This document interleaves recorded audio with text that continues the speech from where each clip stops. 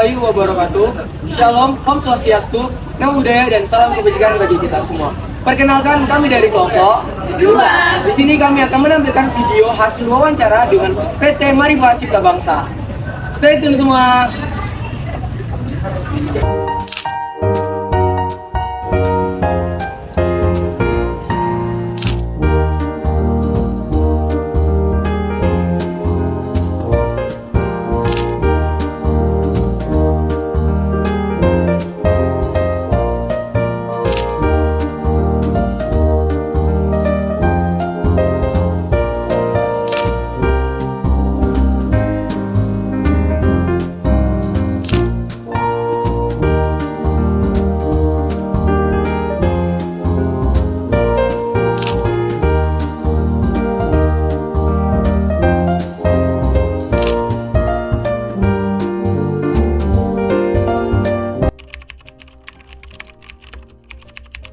Kita itu banyak nih ya.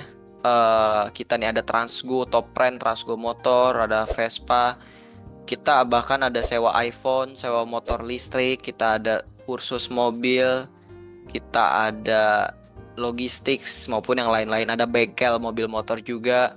Kita intinya sudah mengoperasikan sekitar 150 unit mobil dan motor di Jabodetabek dengan 120 digital marketing channels ataupun Instagram, teman-teman. Ini Instagram dan TikTok kita banyak dan beda-beda nih, makanya nih mereknya nih. Dan di luar ini pun mereknya banyak lagi yang kita buat. Dan kita pun udah ada di lebih dari 10 kota besar di Indonesia dan kita Dalam perencanaannya, PT Marifa Cipta Bangsa selalu mempertimbangkan analisis risiko dengan menghitung setiap potensi kerugian dan kemungkinan masalah-masalah yang timbul di setiap perencanaannya.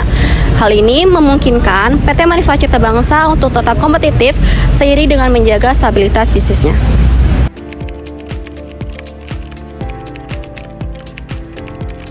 Dalam strategi perencanaannya, PT Marifa Cipta Bangsa memprioritaskan penggunaan Search Engine Optimization atau SEO dan platform digital seperti TikTok dan Instagram untuk membantu mengetahui kebutuhan konsumen dan menyesuaikan diri dengan dinamika pasar.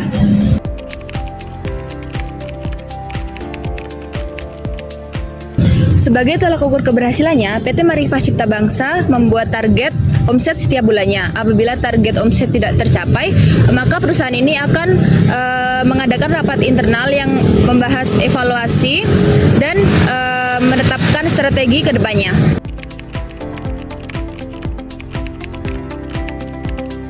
Dalam implementasi perencanaan, PT Marifa Cipta Bangsa memiliki mekanisme penyelesaian konflik internal yang efektif melalui peran HRD dan diskusi internal, sehingga segala kendala yang ada di PT Marifa Cipta Bangsa dapat diselesaikan secara profesional.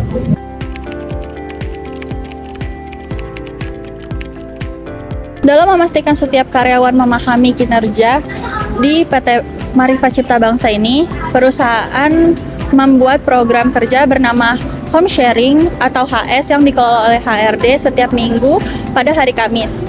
Kemudian perusahaan juga melakukan ujian tertulis agar setiap karyawan benar-benar memahami apa penugasannya masing-masing. Dan yang terakhir, setiap 6 bulan sekali PT Marifa Cipta Bangsa ini melakukan konsolidasi terhadap setiap tim agar setiap tim ini bisa melakukan bonding dan lebih solid lagi.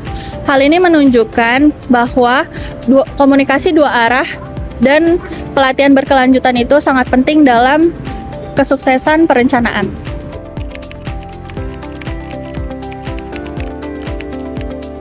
Dalam menyusun perencanaan, PT Marifa Cipta Bangsa ikut teradil dalam mengikuti aktivitas tren terbaru, aktivitas kompetitor, dan juga mengikuti tren-tren yang terbaru baik itu dalam aspek ekonomi maupun sosial. Nah, dalam hal ini, PT Marifa Cipta Bangsa tidak hanya bersifat spekulatif, tetapi bersifat data dan juga melakukan riset pasar.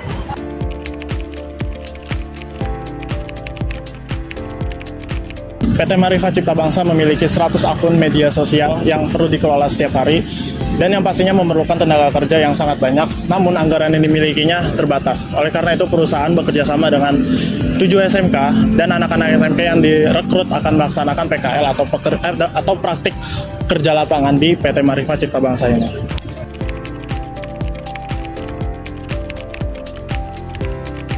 Dalam memastikan bahwa rencana yang sudah dibuat sesuai dengan para pemangku kepentingan, PT Marifa Cipta Bangsa rutin melakukan evaluasi dan melihat kondisi pasar. Hal ini bertujuan untuk memastikan bahwa strategi perusahaan tetap adaptif dan sesuai dengan tujuan perusahaan.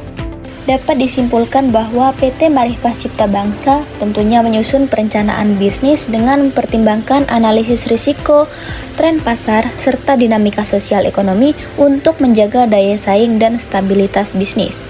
Strategi digital seperti SEO, Instagram, dan TikTok digunakan untuk memahami kebutuhan konsumen. Target omset bulanan menjadi indikator utama keberhasilan perusahaan, dengan evaluasi berkala dan rapat internal jika target tidak dapat tercapai. Perusahaan tentunya juga memiliki mekanisme penyelesaian konflik melalui HRD dan diskusi internal. Untuk dapat memastikan bahwa pemahaman karyawan terhadap rencana kerja, perusahaan menerapkan program home sharing, ujian tertulis, dan konsolidasi yang dilakukan setiap 6 bulan sekali. Selain itu, kerjasama dengan SMK dalam program PKL menjadi strategi dalam mengatasi keterbatasan sumber daya. 1, 2, 3. Kami dari kelompok 2 pamit undur diri. Dadah.